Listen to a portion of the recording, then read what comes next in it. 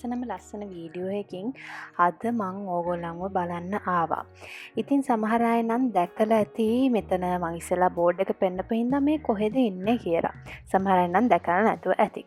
ඉතින් ඇත්තටම කියනවා නම් අපි අද මේ ඇවිල්ලා ඉන්නේ ගම්පහ හෙනරත්ගොඩ උද්භිද උද්‍යානයට. මෙහෙම කිව්වහම ගොඩක් අය නම් අහලා ඇති මොකද මේක ටිකක් ප්‍රසිද්ධයි. ඉතින් මං අද ඇවිල්ලා ඉන්නේ මගේ කැම්පස් එකේ හොඳම යාළුවෝ ටිකත් එක්ක. මෙතන තව කිහිප දෙනෙක් ඉන්න ඕනේ. ඒත් ඒගොල්ලන්ට ඒ දවස්වල බිසි වෙලා තිබිච්ච නිසා හැමෝටම නම් මේ ගමන යන්න එන්න බැරි වුණා. ඉතින් අපේ යාළුවෝ කට්ටියගෙන් කිහිප දෙනෙක් තමයි මේ ගමනට එකතු වුණේ. හරිම ලස්සනයි අතර මේ මල්වත්ත. ඔයාලා බලන ඇති එකපාරට අයියක් මේ මල්වත්තකට යන්න හිතුවේ කියලා. ඉතින් ඇත්තටම කාලයක් තිස්සේ අපිට වමනාවක් තිබ්බා පොඩි පික්නික් එකක් යන්න. ඉතින් ඒ පික්නික් එක යන්න තමයි අපි කට්ටිය මේ අද ඇවිල්ලා ඉන්නේ.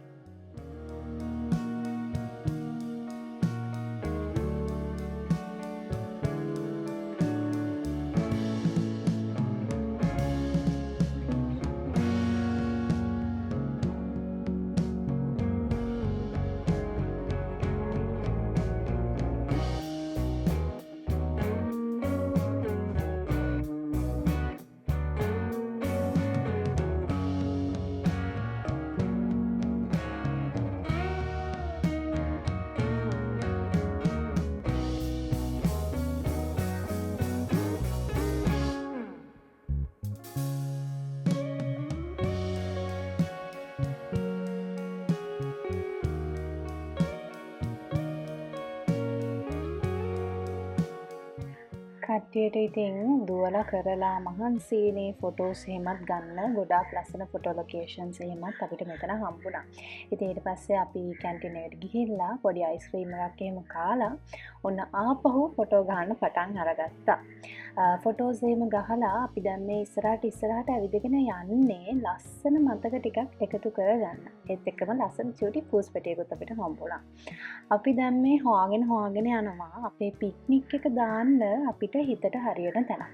හොයාගෙන ගියාට පස්සේ ඔන්න ලස්සන තැනක් පික්නික් එක දාන්න අපිට හම්බ වුණා. ඉතින් මෙතන තව කිහිප දෙනෙකුත් තව ගොඩක් කට්ටිය මෙතනට ඇවිල්ලා හිටියා පික්නික් දාන්න. ඉතින් ඔන්න මේවා තමයි අපි කට්ටිය සල්ලි දාලා අරගෙන ආපු කෑම. අපි කට්ටිය ඉතින් අපිට කැමති විදිහට අපි ආස විදිහට එක දේවල් අරගත්තා.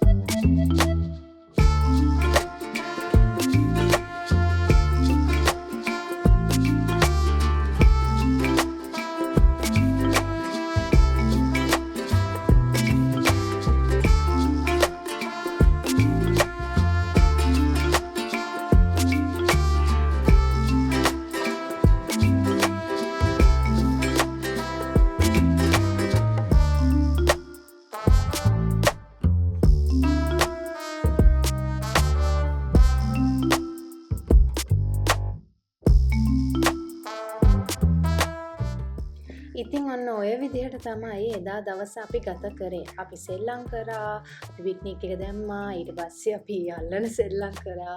ඊට පස්සේ මේ ගම්පහ මල්වත්තේ තියෙනවා හංස බෝට්ටු වටේට. ඉතින් අපි හංස බෝට්ටුත් පැද්දා. ඒක නම් වීඩියෝ කරගන්න හම්බුනේ නැහැ. ඊට පස්සේ අපේ අම්මා හදලා දීපු රසම රස බත් මුල් ටිකත් එතනම තියලා අරගෙන කාලා ඔන්න ඉතින් හවස් වෙද්දී අපි යන්න පිටත් වුණා. මොකද මගේ අනිත් යාළුවෝ හැමෝම කොළඹ තමයි නැතලා ඉන්නේ. රෑ වෙන්න කලින් යන්න ඕනේ නිසා.